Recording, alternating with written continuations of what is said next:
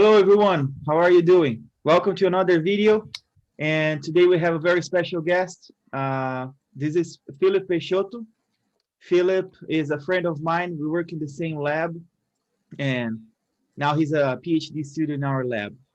Last week, we talked about pregnancy diagnosis methods. So we already talked about palpation method. We already talked about how you can diagnose, and I showed you pictures of ultrasound. So today I want to come and show you some data about alternative methods that you can use to diagnose pregnancy. And I think there's one of the people that know this the most is Phillip. So Phillip, Phillip, he's a veterinarian. He graduated at Universidade Federal de Goiás.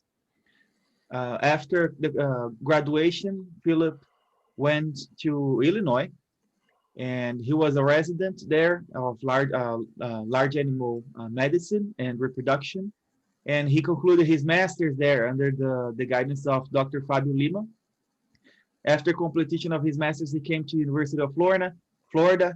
He joined our lab, and we're very happy to have him. So we have him for at least 4 more years. That's great. Don't know if you guys gonna put up with me that long, but that's all matters. Pretty sure you will be fine. So Phillip, I asked Phillip, and thank you very much for accepting the invitation. But I invited Phillip today because he's someone that works with alternative methods of pregnancy to determine or to predict different things, not just pregnancy, but things that are related to pregnancy. So his paper was just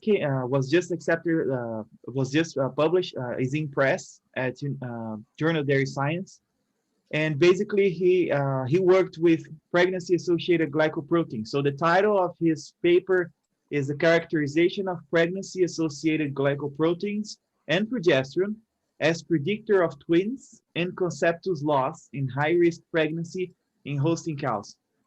So this is Phillip's work for the masters.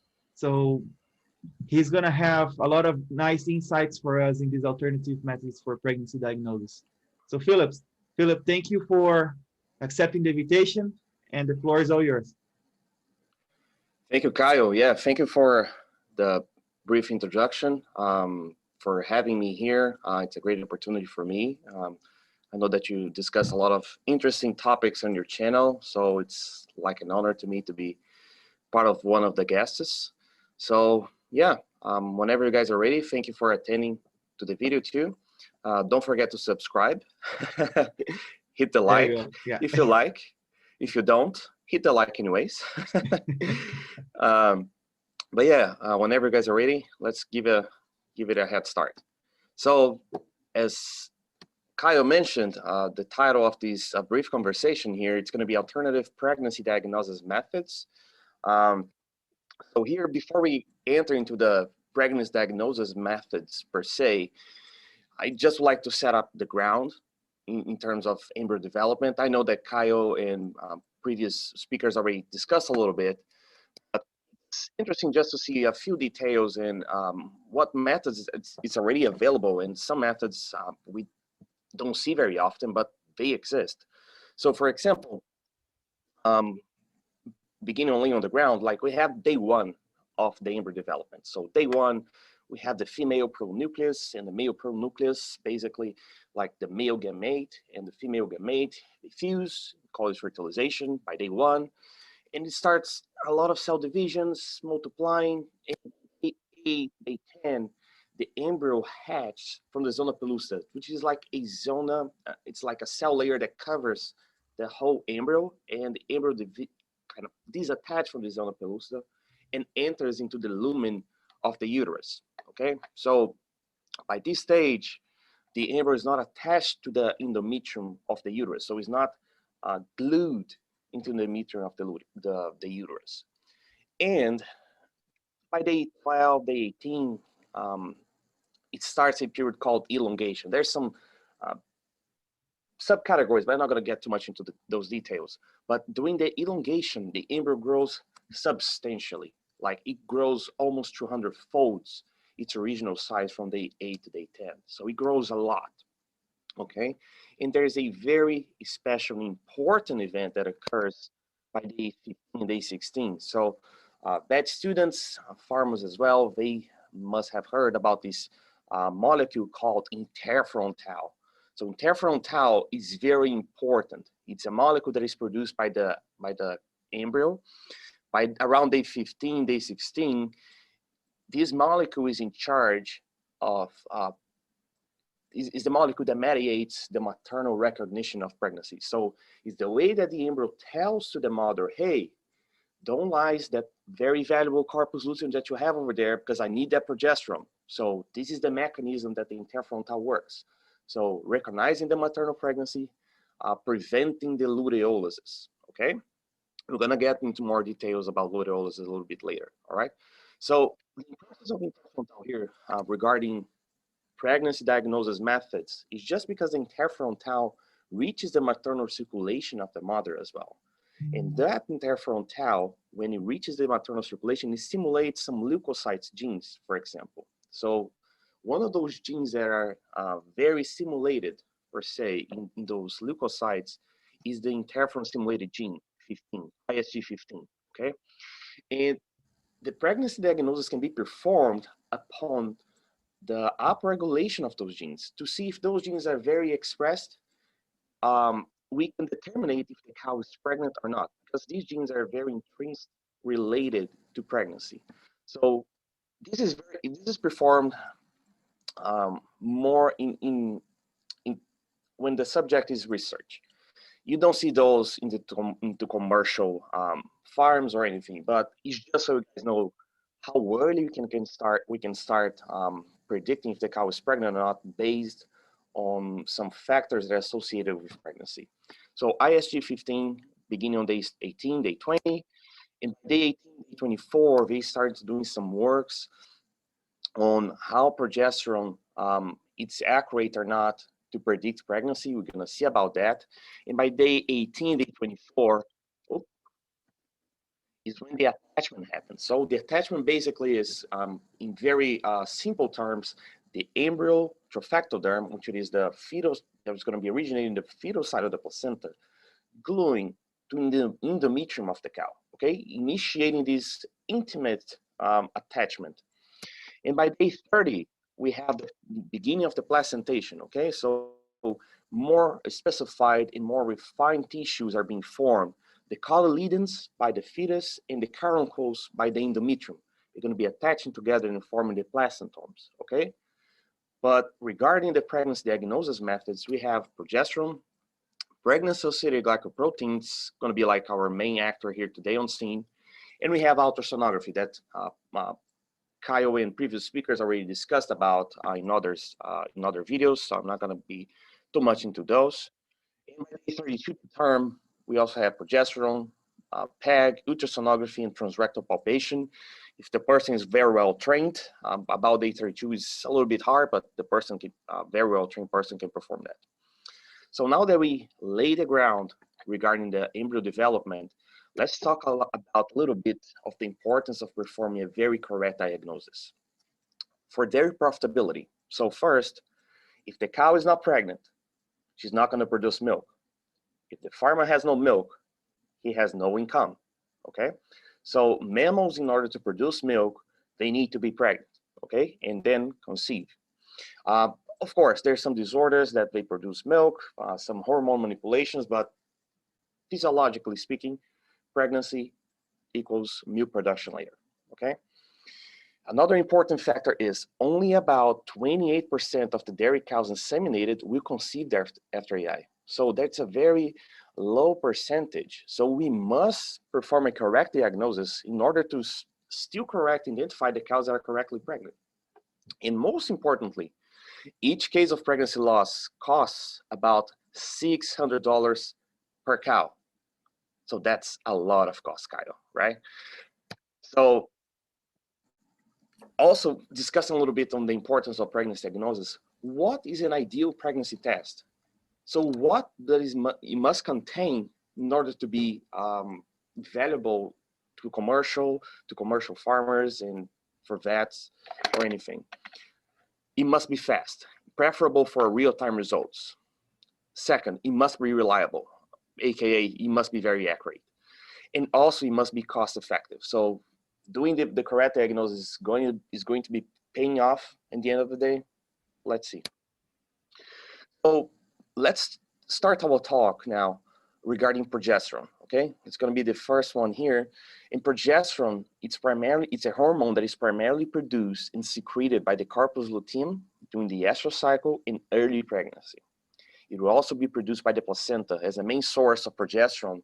It will turn out to be the main source of progesterone from 2 to 8 months. So progesterone, by what the name says, is a progestation hormone. So it's the hormone that's going to be maintaining the pregnancy on ruminants, cows, sheep, and goats. And by analyzing the progesterone circulatory levels on the cow or also on the milk, it can also be predicted on the milk.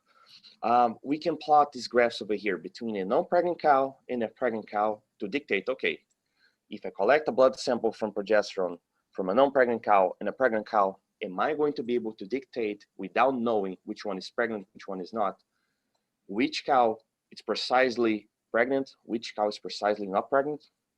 Taking a look into this graph, we'll find out. So here on the y-axis, we have concentrations of progesterone in nanograms per ml from 0 to 14. And the x-axis is the days of timed AI, also the estrous cycle of the cow.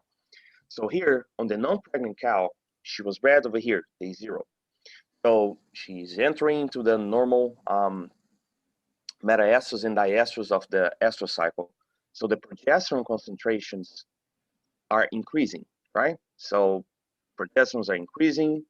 It reaches a peak over here by day 16, okay? But then suffers a steady decline. So what happened here in the non-pregnant cow? So luteolysis occurred.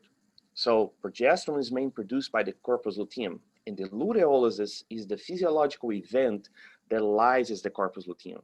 It's going to be seizing the progesterone concentration. So the corpus luteum is not going to be able to produce copious amount of progesterone anymore.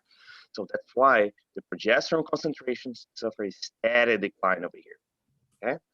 The cow is going to be later on ovulating and a new corpus luteum is formed about here and the progesterone concentrations are increasing again. If we collect a blood sample from a cow that is not pregnant, that's going to be her profile over here on day 22. It's going to be below 1 nanograms per ml, okay? Very low. So we can say, okay, this cow is not pregnant. And this cow over here, okay, she was bred on day 0. Progesterone concentrations reaches a peak, oscillates a little bit throughout the other days, but it maintains a certain amount of progesterone. So we can say, okay, this cow here is presenting a profile of a pregnant cow, okay? Okay, let's call her a pregnant. But what about this cow here? Progesterone concentrations are increasing. By day 15-ish, it reaches a peak. It oscillates a little bit. Okay, on day 22, as we say, here and here and here is going to be the days that we're going to be determining if the cow is pregnant or not.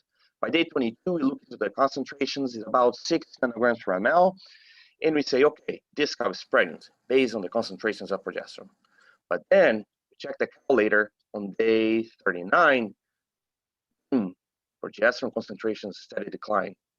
So something went wrong, right? Progesterone concentrations are not going to be declining if the cow maintains pregnant until term. So steady decline here on day 39. So what really happened over here is a phenomenon called a Anteludio Phase. So remember the interferon-tau role of promoting the maternal recognition?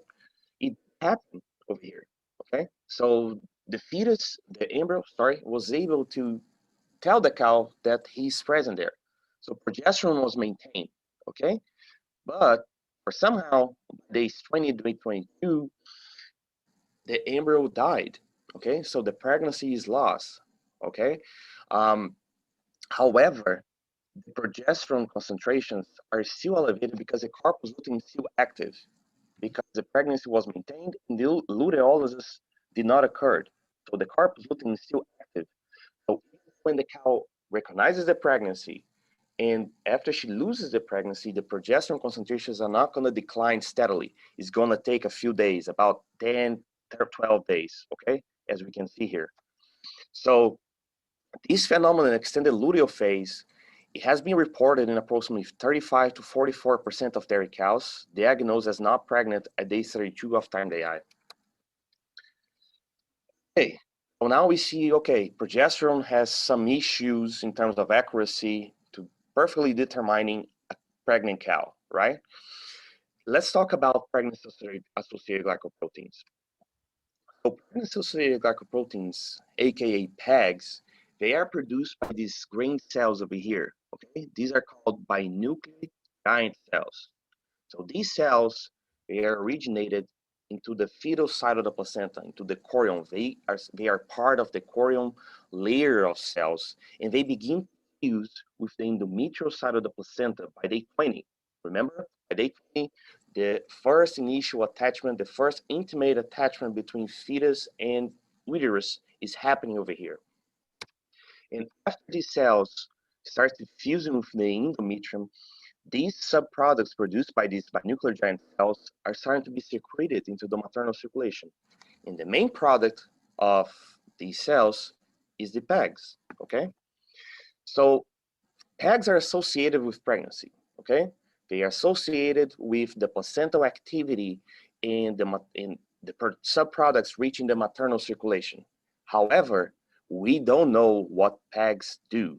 We don't know if they modulate some other gene expressions, if they modulate some other activities in the uterus, we don't know. There's some speculations about it, but nothing concrete. However, we can use the PEGs to dictate if the cow is pregnant or not, okay? And the maternal circulation of PEGs have a very wide range concentrations. It has been reported to be concentrated in pregnant cows from 0.38 to 31.83 nanograms per ml between days 26 and 32 of pregnancy. So there's a whole gamma concentrations of PEG on cows that are pregnant, and that could be a problem. Let's see why.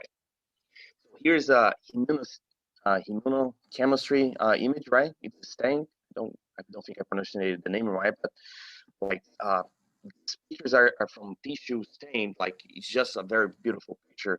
So this is a binuclear giant cells. Look how big they are, and these other blue and pink cells over here, they are trophectoderm cells. So they are part of the cells are going to be originated in the fetal side of the placenta in the future. But look how big they are compared to the other cells. So that's why they're called binucleate giant cells, okay? And here is the lumen endometrium. So we have some endometrium cells over here, and this is a representation of binuclear giant cells starting their migration into the intimate attachment into the endometrium cells. So PEGs are commercially available. So they're not making any advertising here. They're not paying Kyle for the video. They're not paying the channel. It's just what is available in the market. So it's just information-wise, this is what is available, okay? So there's two companies over here. So this one over here, you can perform on the test on the farm. You collect a blood sample. It comes with real-time kits. And this one is another commercial test, but you need to collect either the blood or the milk sample from the cow and then send it to a lab. I think that's precisely how this company over here operates. And you can collect those samples and perform the pregnancy as early as 28 to 30 days post-breeding. So pregnancy, PEGs has been studied since not exactly 1992 by Zolide. That was Dr. Sasser investigated the possibility of using PEGs to associate with pregnancy and predict pregnancy by 1986. So Dr. Frick and Giordano, they plotted a big summary of research performed using PEGs to associate with the accuracy of using PEGs to predict pregnancy or not. So he grouped who works from 1992 to 2015 using blood PEGs, milk PEGs, and then he plotted the sensitivity and specificity, but you guys don't need to know that. It's basically measuring the accuracy of all those methods. And there's a big range, okay? Some are very accurate, some are not, so it's very inconsistent. So in summary, using PEGs has some accuracy issues to test if the cows, precisely speaking, they could not correctly identify non-pregnant cows. Okay, so they're identifying a lot of false positives into their gamma, the gamma of results of the cows that were testing pregnant or not. So most of the factors related to this non-correct identification of non-pregnant cows is primiparous cows produce more PEGs than multiparous sires. Some sires produce fetus embryos that produce more PEGs than others. Days postpartum, PEGs can still be secreted up to 19 days postpartum after calving. So after calving, still 90 days producing are still present in the maternal circulation, some levels of PEG. Milk production, it has been reported that some cows that produce more milk, they have less concentrations of PEG circulating. Mainly, the main factor here that affects this accuracy is pregnancy loss. And pregnancy loss is no picnic. So it happens in about 6 to 39% of the dairy farms. That's the prevalence that is has been investigated and published on how much pregnancy loss affects the farm. So from 6 to 39%. So still talking about the effect of pregnancy loss on PEG concentrations. So here we have on the y-axis PEG concentrations in nanograms per ml, and here the days after time they are. So we can definitely see here on the bold lines, on the continuous lines, not bolded, are the non-pregnant cows, and on the dashed lines is the pregnant cows. So we can see here on there's even a statistical difference over here. You can see this is just one work. There's several works plotting these differences. We can easily see, okay, non-pregnant cows have less concentrations of PEGs. Great. So I can easily tell which cow is pregnant, which cow is not. In reality, it's not that simple. If we take a look with more details, we're going to see a lot of overlapping results. Okay? So what I mean by overlapping is non-pregnant cows are having concentrations of PEGs as the same profile as pregnant cows. So the test is not going to be able to differentiate which one is which, okay? Because it only gives like a binary response. It only gives a response yes or no. It's not based on concentrations. We see concentrations on the lab because these works over here performed in the lab. So these overlapping results is going to affect the ability of the test to correctly say this cow is not pregnant, okay? Okay, so several works have been performed showing these differences. But what if we can say, okay, the non-pregnant cows, they're about to lose their pregnancy, they're gonna have a different profile concentrations of PEGs. What if we can compare those cows, they're gonna be potentially losing their pregnancy, and say how much is gonna be their PEG concentrations? If the cows are eminently losing their pregnancy, their PEG concentrations will be different from the pregnant cows. Let's take a look. So basically, this is a study that I conducted during my master's. So here we identified control cows, and by control cows, I mean cows that were having a singleton pregnancy with a normal heartbeat, normal size, the echogenicity on the fluid under the ultrasound diagnosis was normal. So basically, we are comparing the ultrasound diagnostics that are presented over here, some images, with the PEG concentrations. We are identifying cows presenting a high risk of pregnancy. And by high risk, I mean cows that were presenting small embryos, an extra-amniotic membrane, as you can see here on C, small embryos on A, and slow heartbeats. So we cannot see a motion picture over here, but there's some embryos presenting a slow heartbeat. And we also consider cows carrying twins as a high-risk pregnancy because twins have very greater odds of losing pregnancy compared to singleton cows. So we identify those cows in the farm, and then we compare those cows, both the ultrasound findings and the PEG concentrations, to see if the PEG concentrations are going to be different. We identify those cows on day 37, day 44, and day 51. Let's see what we found. So we also found the results were matching previous published data. So the control cows, which are the cows that having the singletons, they have the greater, I mean, roughly speaking, they have concentrations of PEG are at least what we're seeing here is elevated compared to the other groups. However, there was no statistical difference from the high risk and twins. What I mean having no statistical difference in science term is they are not different, okay? They are similar in terms of concentrations of PEGs. There was a tendency over here from the control group compared to the high risk, but the twins in the high risk, they were similar, and the overall was that the concentrations of PEGs between the three groups were similar. And we also compared those subgroups that was considered the high risk pregnancy. So we compared the small embryos, the slow heartbeats, and the extramembrane ones with their respective controls. So interestingly is we compared, we collected the samples on day 37, 44, and day 51. The majority of pregnancy losses that we faced on the high risk groups were between day 37 to 44.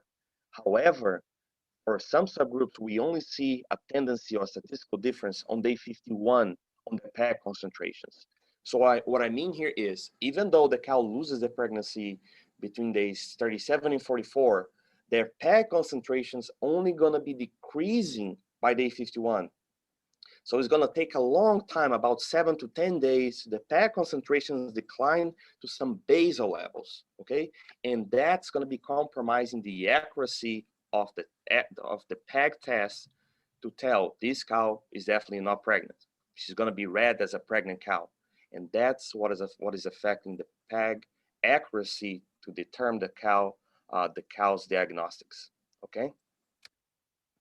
So here I put a table with our pregnancy test score, what is most recommended based on the accuracy, okay?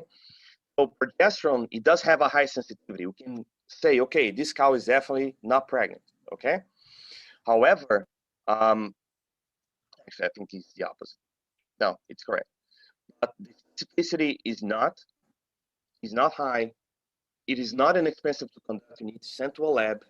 You don't need a trained personnel to collect the blood sample, but you need a trained personnel to read the samples in the lab. And it does not provide very fast results. So progesterone, that's why progesterone is not used commercially to dictate early pregnancy diagnosis. I'm gonna skip the gold standard, which is the ultrasound, because it does have a high sensitivity. It does have a high specificity. You can easily determine which cow is definitely pregnant, which cow is definitely not pregnant. It is not inexpensive to conduct because you need to pay a vet. The vet invests time in training, machine operating, in maintenance. It does require a trained person, although it does provide fast results, real-time results. So we can make a decision upon the pregnancy diagnosis of this cow and as pregnant, and this cow as not pregnant. We're gonna be using different destinations of those cows in the herd. In the rectal palpation, it's very similar to the ultrasound, but ultrasound is more accurate. So we're going to give a silver medal to the rectal palpation, and the bronze medal goes to PEGs. Okay, even though there's some accuracy issues, there's some farms that vets cannot. They don't have vets availability to perform the pregnancy diagnosis. So even though there's some accuracy issues related to pregnancy loss, the PEGs are accurate to determine a screening on the herd. So after you already know that the cow is pregnant by day 60, you can keep collecting a blood sample of those cows to see if the PEG concentrations are going to be still elevated, so we can maintain a monitoring level of the herd. But for determining in early pregnancy diagnosis, rectal palpation and ultrasonography are more accurate, compared to PEGs. Guys, thank you very much for giving me this opportunity to talking to you. I mean, I think it was a little bit longer than I expected, Kyle. I mean, I tend to talk a lot, but it's better to provide more information than less information and leaving blank on your heads.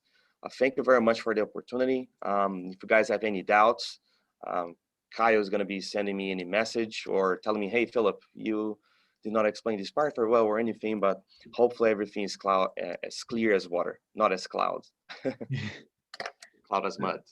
No, I really appreciate you coming and talking to us about this. This is really nice information, not just in regards to pregnancy, but where we're heading in the Yes. future. Now we're starting looking at pregnancy loss, which is very important in the dairy. High prevalences of pregnancy loss, and you already showed the cost associated with pregnancy loss. Yeah. So of course, more information is always better than less Yeah. information. So we really appreciate it. Yeah. Yeah. It's really spoke like for interesting. 20 minutes. It's fine. It's really interesting how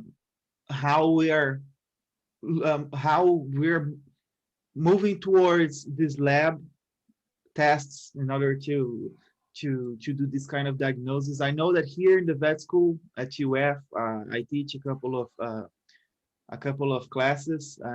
You're gonna have the opportunity to do that as well in your program. Yeah, But let's see.